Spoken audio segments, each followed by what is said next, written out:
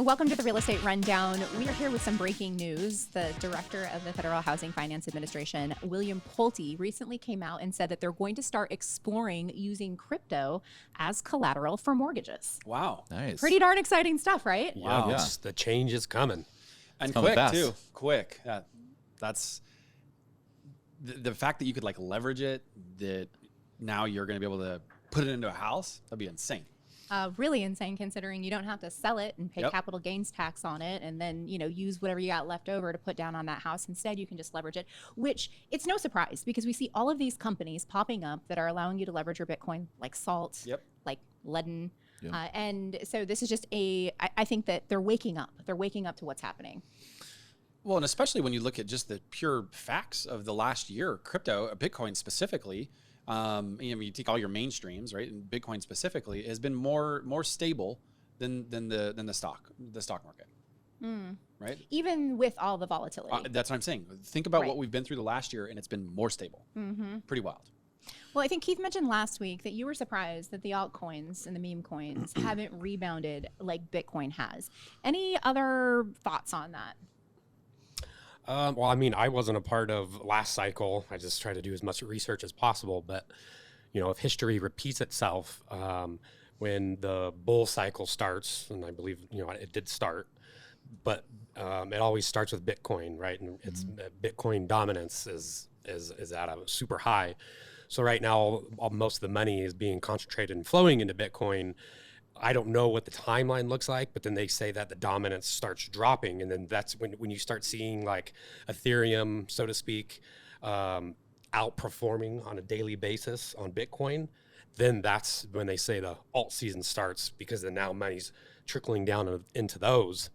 And then then the altcoins, your XRPs, your Solanas, your SUs, Ethereums, that's all the money will flow into that. Then once that dominance has dropped a little bit, then what they call the casino, which is all your meme coins, then everyone's taking profits from that and putting it into those, because that's exactly what it is, right? You could potentially, if you find the right project, you can get 100x on your money, but that's why they call it the casino, because it's just a gamble. it's a gamble. This isn't financial advice. I don't know what the timeline Not at is. all. If I were to take a guess, it seems like the Bitcoin dominance is probably going to still be pretty strong for a couple months. Could this be time? Because this time be different, though. That's the question, I right? know. Because, and I think it could be because of all the institutional buying. You have all these companies that are, Companies, countries. they're just they're countries. They specialize in other things. I mean, MicroStrategy is a software company. They build software for stuff, and now they've switched over to like, hey, we're doing Bitcoin. GameStop's buying Bitcoin. There's all these other companies that are starting to pop up. That's their whole business plan, is buy Bitcoin and hold on to it. Yep. So could this be different because of that? Because the past previous cycles, there weren't people doing that. There It was weren't more companies doing speculative. that. And these companies, they're not going to sell. Right. It's going to make it more scarce, more valuable. Their main goal is to buy it and hold it forever, because it will become a massive Very asset valuable. class. It already is. And not to say that they won't leverage it to get loans and do other things with it, but they will never sell it. Right. So, and a lot of people are saying that the retail investor hasn't even come into Bitcoin yet. Right. No. Like this is all institutional. The only reason why it's going up is all the institutional and the companies and the countries that are buying it right Which is now. wild to think, And right? once the retail comes in, that's when the dominance is going to get bigger. And then once the retails, it'll get so high that 10 to they'll start $15 taking trillion. profits, and that's when it'll come down, and they'll take that profits and throw it into some of the altcoins. But it hadn't even started yet. I know that's what's your crazy. Your other blockchains, right? Yeah, like it's- a Solana and XRP. It's a mystery. I don't know why they haven't started yet, but Feels like Elliot has something he's dying to say. No, I think that's an important thing, and I mean, I think this is so new for a lot of people. And I was just thinking about what you guys were talking about, what Keith was talking about, where you have the OG, which is Bitcoin, which is the original blockchain. Then you have the altcoins, which came after that and created their own blockchain, which is what the utility of what most people talk about. And then additionally, you have your meme coins. Keith used the word project, where there's not really a lot of utility. There is no blockchain, right? They are being they're a part of blockchain within Ethereum, Solana, et cetera, right? Where that's where that piece, kind of comes in connection, where it is supposed to be about a peer-to-peer transaction and why they quote unquote have, a monetary value. But these other ones that you talk about, like altcoin that have utility, it's important to understand that there really is an actual mining blockchaining experience that goes on. So anyways, I just figured I would part that simple little understanding, because I know it took me a hot minute to understand what I just said. Well, as it relates to housing, the portfolio manager for Bitwise recently had an article published on CoinDesk, and what he said is that many younger people no longer aspire to own a suburban home or the white picket fence. Instead, they're focused on becoming a whole coiner, meaning that they want to own at least one Bitcoin. And so is that true? If you're Gen Z and you're listening in, do you aspire to own one Bitcoin? I guess the goal extends beyond personal wealth, and it's really about securing that financial legacy for you, your generations, and the popular meme about retiring your bloodline. Keith's like, yep, it's feel hard that? to argue with that statement because of what we're talking about. But I guess you really would have to think about what is it, because a house, you at least get.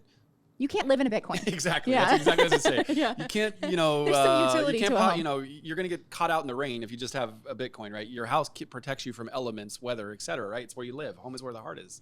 So there's a lot of quote unquote advantage about a house. And I mean, now there's also taxation stuff, right? That is some advantages that houses can have and not have if you're just in using houses purely as an investment. But I think the reason why they want to become a whole coiner is because they want to be able to leverage it in the future. Yeah. Right. Because if you have a whole coin and it's worth $1 million, $2 million, and you can go and go to the bank and say, hey, I want to buy this house.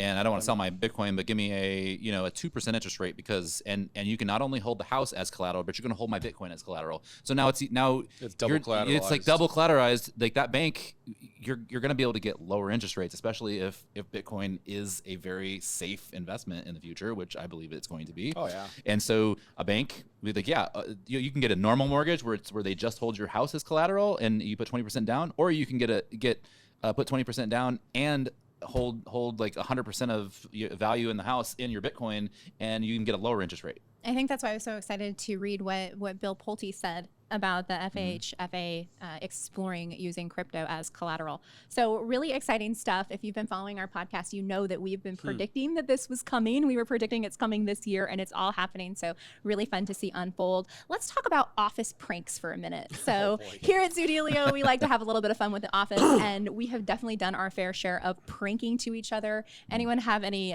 let's reminisce a bit? What are some of the pranks that we've done here that have been funny? Well, I didn't know who it was for a long time. There was like a damn cricket going off, and we couldn't figure out where it was, and this went on for like weeks.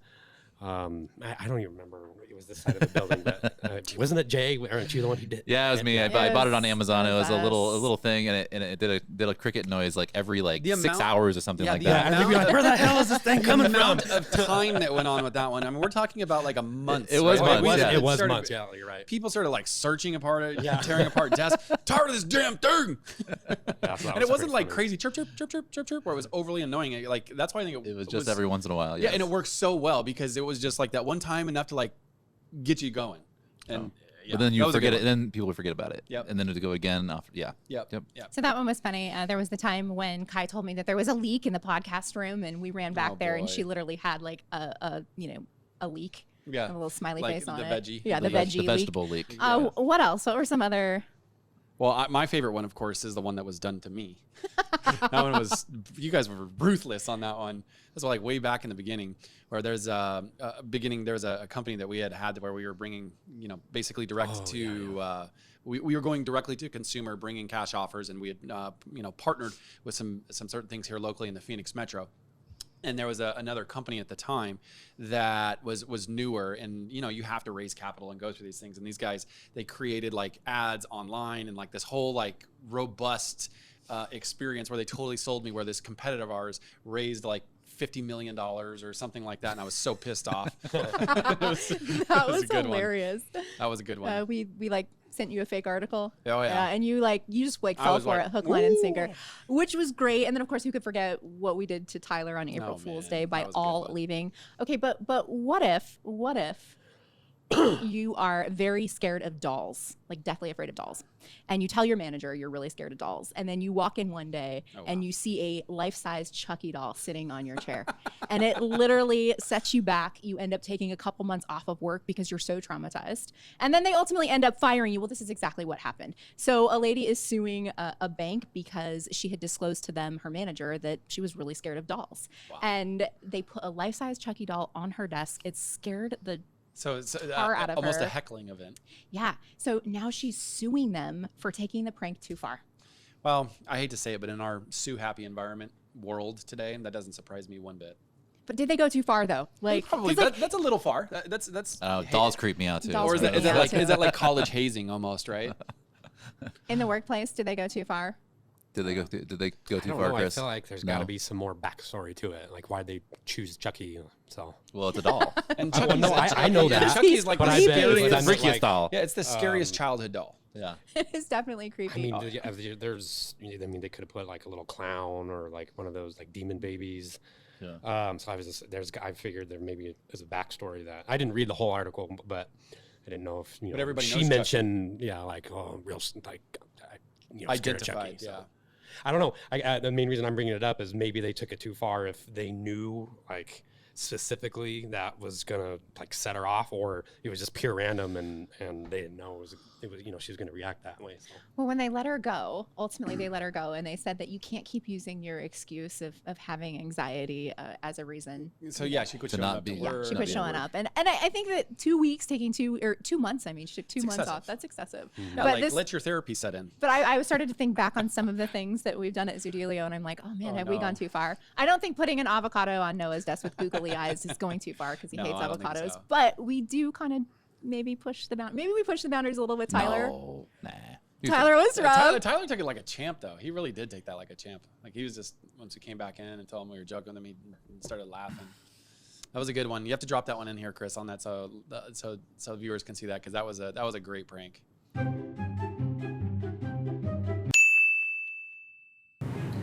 So as you guys can see,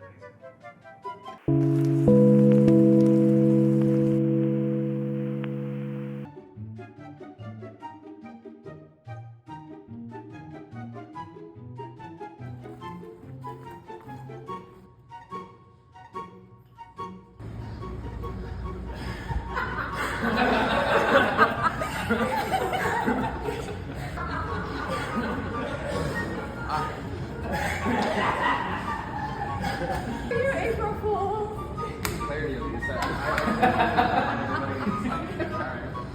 Definitely. I didn't know because I wasn't here in the office when you guys set that up, and for whatever reason, it didn't resonate with me that Tyler didn't know.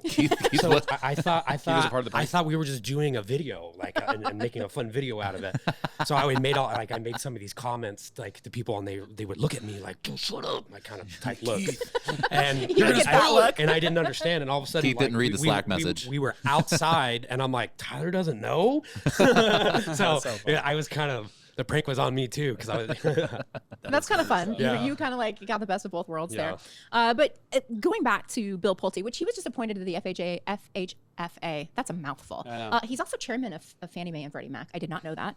right. So this guy, Chairman of Fannie and Freddie. yeah, like this dude's got a lot of clout. He was recently appointed to They're his separate position organizations. in March, so he's only been at them a bit. But Inman published an article saying that Pulte, he is waging war. Everyone's waging war right now. What's going on? He's waging war against Jerome Powell, saying it is time to cut the rates and blaming Jerome Powell for these high home prices. Well, I mean, if Why does he want to cut rates then? Because that's just going to make it That's higher. what I was just about to say. If he cuts rates, I'm like, affordability, right? That would help affordability, but prices will go up. Prices are too high. Cut the rates. Yep. But it's really interesting. So he's quoted as saying Jerome Powell is a main reason for the housing supply crisis in this country. By improperly keeping interest rates high, Jerome Powell is trapping homeowners in low rate mortgages and choking off existing home sales, directly fueling the housing supply crisis. He must lower rates. That's true. All that's true. Is it though? If rates get Yeah. lower, prices are going to go up. No, I understand Inflation's that. going to Off with his head. Yeah, but his statement is true. Like, you are trapping people with because people bought when there was a massive shortage, right? They don't love their house, they want to move, or life has changed, they can't move because who's going to change their 4% interest rate for a 8% interest rate? Well, they love their interest rate more than their house. They love the payment, And- or it fits. Yeah. So they yeah. I mean, there's a choice. There's still Agreed. a choice, but they obviously can't afford it. or even if they can, I mean, like they may be able to. Like I was just thinking, I mean, goodness, like we just literally had this conversation. We were like, I mean, we could afford it, right? There's a house Yep. for sale. Yep. Like we love Could you- the but Queen you Creek want Wash. to There's a afford house it. for sale. Like Yeah. that's by the wash. And yeah, and Jason's like, I'm not going to spend that on that. And Well, it's going to triple your house payment. I mean, you're just Yeah. so Yep. used to the It's small done. house payment. Like, Yep. let's just go on like 3 or 4 more vacations every year instead. but is it Jerome Powell though that's trapping people? I don't think so. I mean, No. he was just playing the cards he was dealt. Let's be real. You I should be able hope- to just move your interest rate. I should know. be I able agree. to. You got to port it. Like, why Yeah. don't we have mortgage interest rate porting? Yeah. It's ridiculous. They do it in the UK. Let's do it here. Yeah, it actually, I could see that happening in the future because, I mean, really, at the end of the day, it should be tied to you, Yep. right? I mean, at the end of the day, you are the one that's responsible for doing that. And yeah, they can securitize it towards the new house or whatever else. But Yeah. once you get a credit or like a proof of payment, right? Maybe then you become a less risky borrower. So your rate should be less, right? So it's Yeah. an earned process. That's actually a good idea. It's an Yeah, earned say you process. you owe $400,000 on this house. You just move the other that 3% interest rate to this house, and then maybe you have to add another 200,000, add a 7% or something. Yep. That's a good idea. But I guess banks would have to be able to say yes. Let's go. We with can that. figure this out. Just like give us Yeah. the controls and the ability to add extra zeros to problem. the balance sheet. yeah. We'll take care of things. Let's see, American real estate. What? There's about 60% of the homes, or what's the number? What's the percentage that have a mortgage on them? Is it like 50, 60? A lot. Yeah, about lot. that. A lot. And A it's- lot of mortgages. Yeah. So and that's like umpteen $1 trillion. No problem. Why not? Powell's term ends May of 2026, so it's coming up soon. And Pulte said that he needs to either drop rates or resign. Yeah, those new nominations will be rolling out soon, right? And that's actually something I love for the markets, right? Because a lot of times those new nominations drop the right name, and Sentiment goes up yeah, that's right. or sentiment goes We're down. gonna see a pump.